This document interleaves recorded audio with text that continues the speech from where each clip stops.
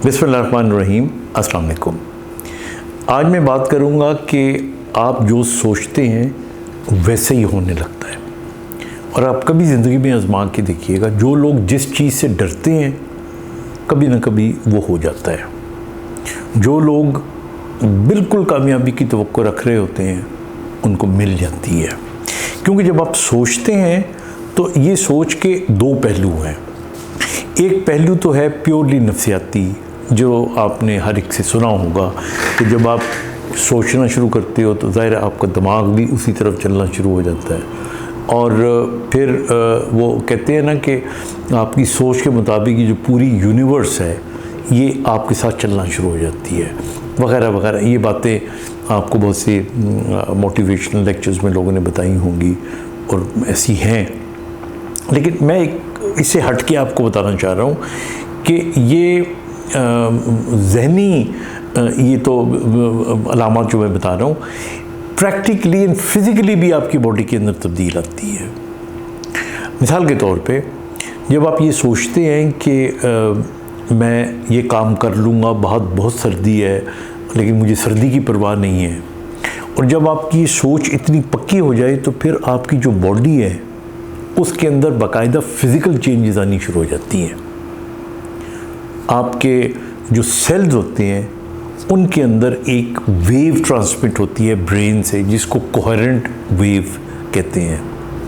और ये हमारे सेल्स जो है, जो डॉक्टर्स या बायोलॉजिस्ट उनको पता है, उनके अंदर हमारे सेल्स के अंदर जिस तरह न्यूक्लियस होता है, गोल्जी बॉडीज़ होती है, माइटोकॉन्ड्रियाज वगैरह होते हैं, इसी तरह फिलामेंट्स भी होते हैं।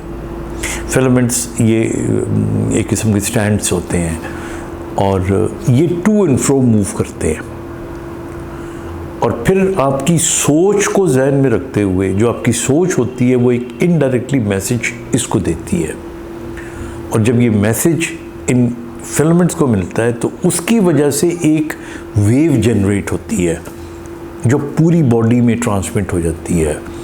और वो फिर अपनी मर्ज़ी की उस वक्त, यानी आपकी चाहत के मुताबिक, कुछ प्रोटीन्स बननी होंगी तो प्रोटीन्स बन जाएगी, कुछ ताकत ज़्यादा आनी होगी तो ताकत ज़्यादा आ जाएगी। देखिए, इसकी जो मैं कई दफ़ा पहले भी मिसालें दे चुका हूँ।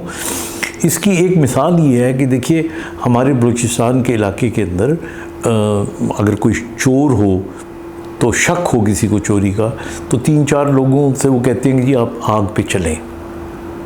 जो चोर नहीं होता, चूँकि उसके ब्रेन से ये वेव बॉडी में जारी होती है कि भाई मैं तो नहीं हूँ तो मेरे तो पाँव जलेंगे ही नहीं कभी, तो वो जब आग के अंगारों में पाँव रख के जलता है तो वो फिज़िकल चेंजेस आ जाती हैं उसके पैर में, और उसके पाँव नहीं जलते। और जो चोर होता है असल में, उसकी तो ज़ाहिर है उसने चोरी की होती है तो उसको ब्रेन को पता होता है, तो उसके वो जो वेव है वो जनरेट ही नहीं होती।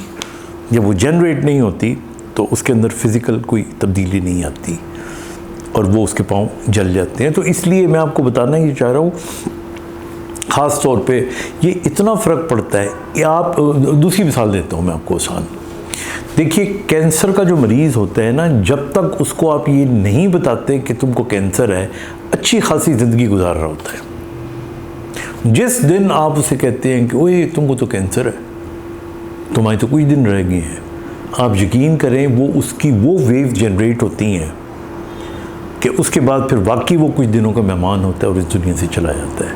मैं ये नहीं कह रहा दूसरी दुनिया में, यूरोप में, अमेरिका में, वहाँ पे दे वेरी स्ट्रेट फॉरवर्ड, हमारे यहाँ नहीं है। और मैं ज़ाती तौर पे हूँ कि बड़ी आहिस्ता आहिस्ता काउंसलिंग करके फिर बताना चाहिए। एकदम सच बताना बहुत ज़रूरी होता है, लेकिन सच को किस तरह बताना है ये भी उससे ज़्यादा ज़रूरी बात होती है। तो इसलिए मैं आप सबसे ये कहूँगा कि चाहे आप छोटी उम्र के हों, बड़े उम्र के हों, आप जो सोचते हैं ना, आप ये ध्यान में रखें कि जितनी पक्की आला सोच होगी आपकी, वो सोच ट्रांसमिट होगी फिज़िकली, मेंटली तो होगी, फिज़िकली होगी, वो तब्दीलियाँ लाएगी। बड़ी उम्र के लोगों को अगर अपने आप को तंदुरुस्त चाहते हैं कि हम लगें, तो वो जब आईना देखें तो अपने आप को तंदुरुस्त समझा करें। इसी तरह कोई काम करना हो, कहीं जाना हो, तो ये कि नहीं मेरी तो उम्र ज़्यादा है, मैं सफ़र किया तो मैं थक जाऊंगा, नहीं, अगर आप थक जाते हैं तो ना करें, लेकिन कम से नियतन आप अपने आप को जो है ना प्रिपेयर करें। तो इसलिए मैं सिर्फ यही कहूँगा आपको कि सोच हमारे बाकायदा जिस्म के अंदर ज़हनी और जिस्मानी तब्दीलियाँ लाती हैं। अपना ख्याल रखिएगा। खुदा हाफिज़।